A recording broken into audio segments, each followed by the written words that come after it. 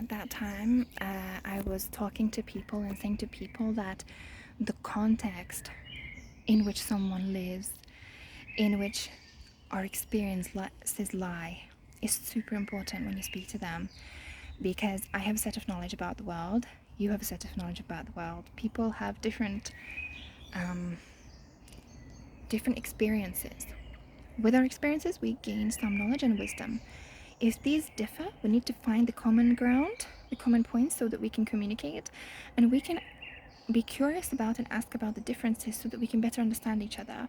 For example, I know personally several people who come from families, whether they're Muslim or not Muslim, that come from very difficult family backgrounds, that the problems that people face in their lives, the things that they live up to today in, the issues that they're facing are so, I would say, such great big issues, that, for example, like having a conversation with someone and trying to do dawah, let's say, to someone about something very seemingly minor in comparison to their great big struggles, is not very helpful. If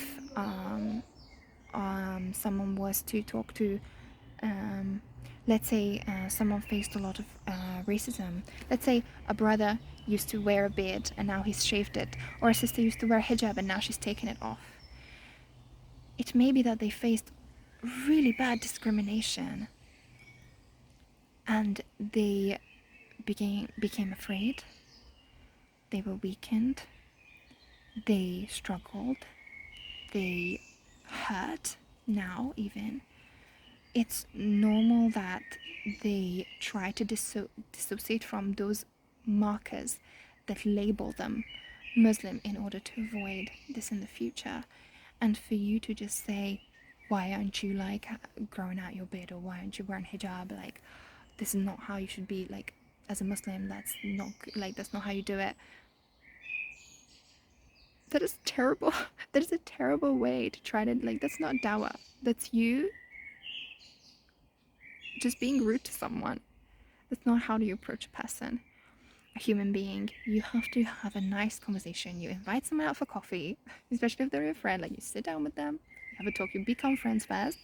You have other conversations, you get to know them, and even perhaps they might open up to you at one point, like, actually, I used to do that and now I don't anymore. And I might say, okay, what happened? There must be a reason, like normally, like for example, with these types of stuff, like as a woman, I've been wearing hijab for the last many years, since I've been 12. Waking up one day and taking my hijab off is probably not what's gonna happen. There will probably be, if I take my hijab off, it should be there would be a reason. So people don't do things in a random way or for no reason. Or, okay, sometimes that can happen, but in this context, if you're a hijabi, if you take your hijab off, there's a reason. So talk to people, get to know them, ask them what's the issue. If there's a core problem, if you can find that, and if you can help someone in their core faith issue, if you can bring them close to Allah and strengthen them internally, this is a much better dawah for you than for you to nitpick on outside symptoms of her inner issue. Or perhaps, for example, somebody just doesn't wear hijab because it's not in their culture, they never did, so they don't think that it's something that necessarily you have to do. Fine, no problem.